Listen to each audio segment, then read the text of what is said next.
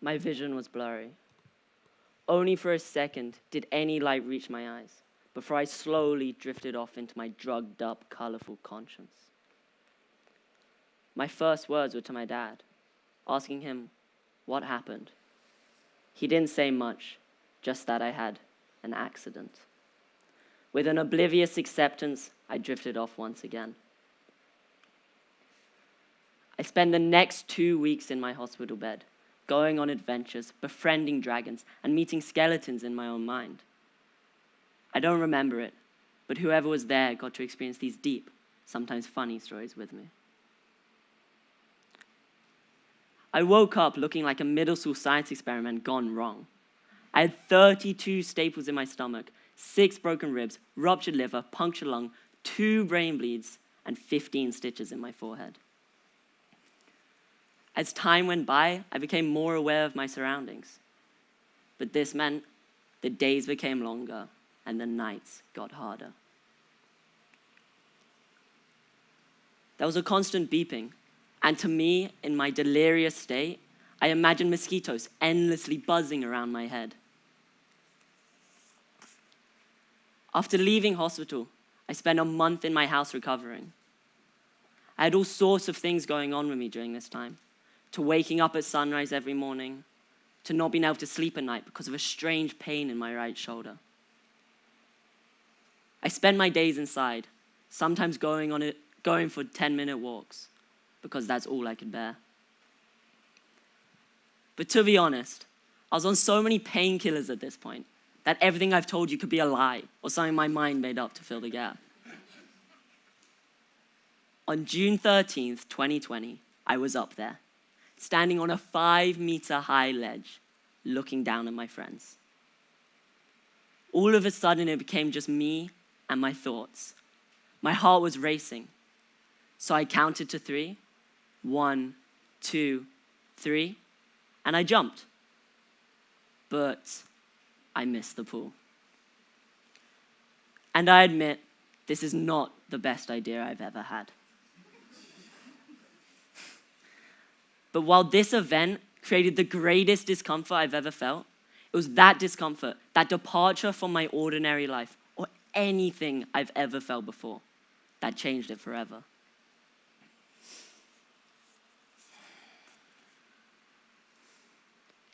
When I was younger, I was different. I wasn't only the shortest or the skinniest. I was also the only kid whose dad took them downhill mountain biking or motocross riding. By the time I was 12, I'd already spent years doing things that made me face new fears. I had surfed, skated, snowboarded, rode motorcycles, and broken my arm while riding down a mountain on my bicycle.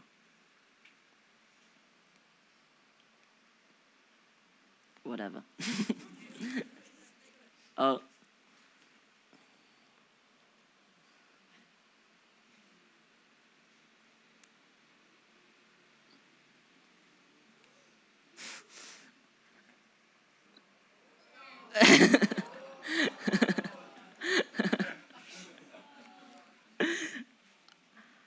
Unlike most of my friends, no matter how hard I tried, I was never into normal sports like football or rugby.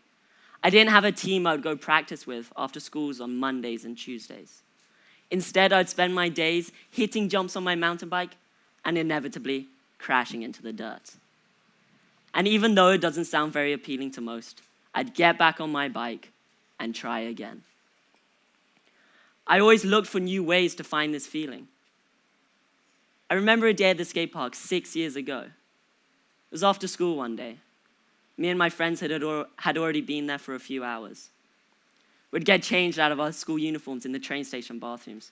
Then we'd get the train, which we already paid for about 25 minutes to the closest town with a skate park. And we did this almost every day. The sun was setting, so our time at the skate park was coming to an end, and our parents were coming to pick us up. But not before I found myself on top of the biggest ramp there. It was always an enigma to my friends and I. We were always too scared. We'd make excuses like, I have a sore knee, or I haven't been skating long enough. So we just avoided it. But I was up there on a gray English afternoon. My friends were cheering, my heart was racing, and my dad was surprisingly worried.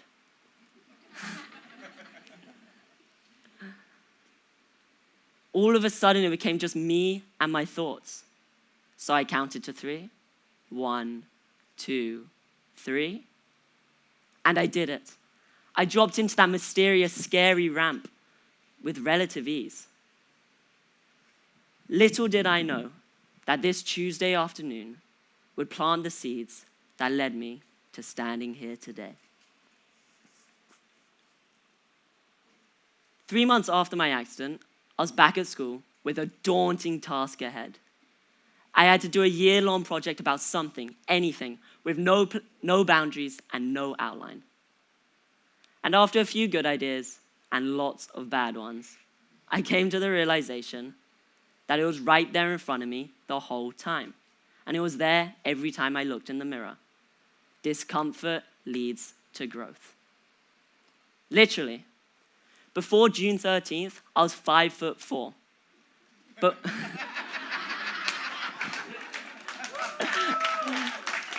But while in hospital, I grew 3 inches in just 2 weeks, making me 5'7".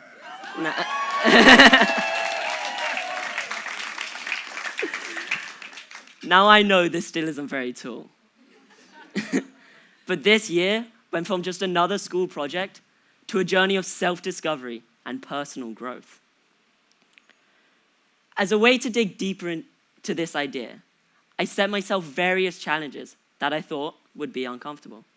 I did stuff like going without my phone or eating strange foods. And while throughout these experiences, I found myself dealing with lots of small discomforts, it didn't feel like enough. Even though I almost died earlier this year, I wanted to experience real voluntary discomfort.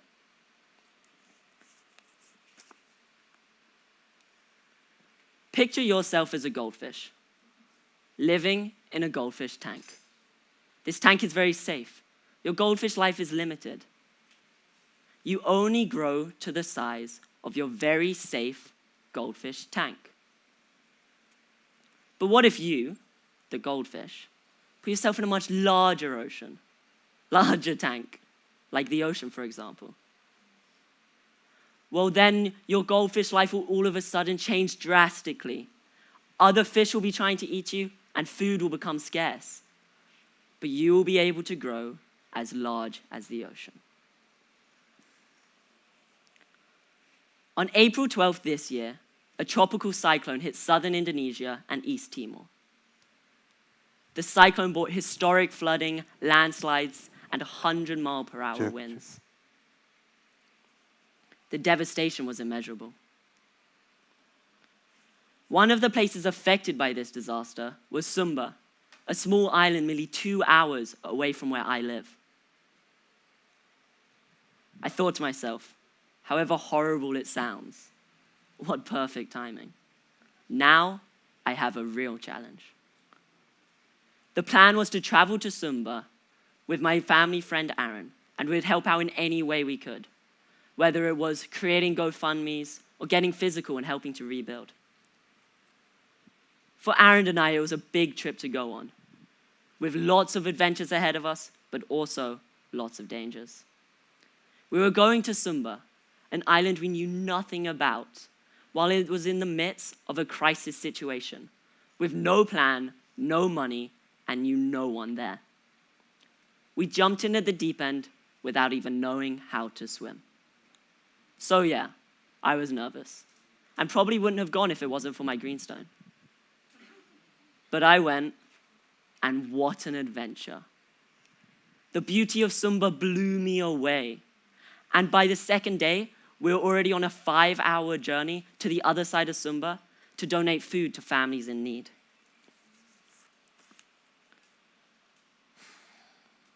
I was outside of my comfort zone, and the people around me were forced outside of theirs. Yet they welcomed us in, and we got to experience amazing landscapes, new cultures, and met so many wonderful, strange people. One of them being an Australian woman called Sarah. But I'll come back to her later. In the past, I have cut myself, broken bones, hit my head, and so much more. But I knew that over time, all of this would heal. So I was never too bothered about the blood or headaches. But for some reason, the things that scared me were normal tasks, like telling the waiter that my food was cold, or asking the shopkeeper where the cereal aisle is. I always got someone else to do it for me, or I'd just eat the food cold. I never got to that point where I had to overcome this strange fear. Until this trip. I went to Sumba expecting malaria-ridden mosquitoes and sleeping on thin mattresses to be the discomfort I would feel. And it was for a while. But no one there spoke English, and Aaron spoke little to no Indo. So me, with my broken Indonesia, was most of the time the only communication we had. There it was. Not only speaking to people I've never met before, in a place I've never been, but speaking to them in a strange language, in a foreign language. Navigating my way through a new culture's social norms, trying my best not to be disrespectful. True growth doesn't always come from where you expect it. I was expecting the social discomfort. I was expecting the physical discomfort to blow me away. But I ended up overcoming something that has limited me my whole life, limited the connections I've made, the experiences I've had, and limited a whole world of possibilities. I found myself searching for an independence I've never needed before, and finding it. Do you remember that Australian woman I mentioned before? Yeah.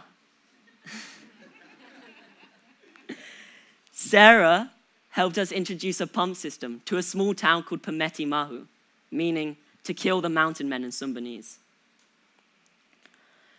The cyclone affected the water level in the rice paddies, so we spent our days buying and fitting water pumps to the riverbank in the village. And sorry guys. During this period, I experienced something I've never encountered before. Because we didn't go there on holiday, we weren't blinded by all the holiday things, like fancy restaurants or resorts. We became immersed within the Sumbanese culture and the local communities. Additionally, we became documentary makers, with our main task being to spread awareness and encourage people to donate.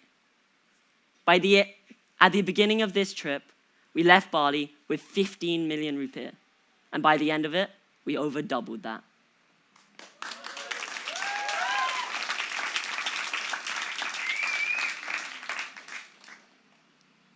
This is a pump system. And now, after a few months, I'm glad to say that the pump is still working and irrigating the rice paddies, keeping the entire village fed. My search for discomfort has led me to think of long-term sustainable solutions to disaster zones and so much more.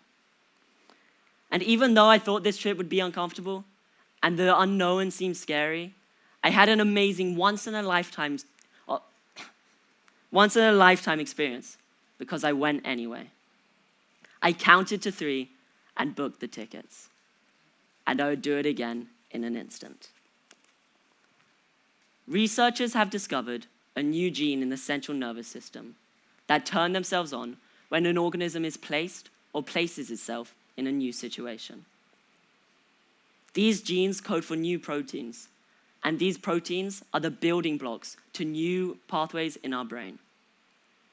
This means that a lot of you is still nascent in the most physical of senses and will not be called forth by stagnation. You have to say something, go somewhere, or do something to turn these genes on. And if not, you remain incomplete. I was incomplete.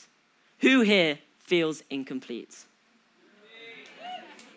Go out, create a new world with new adventures and endless possibilities.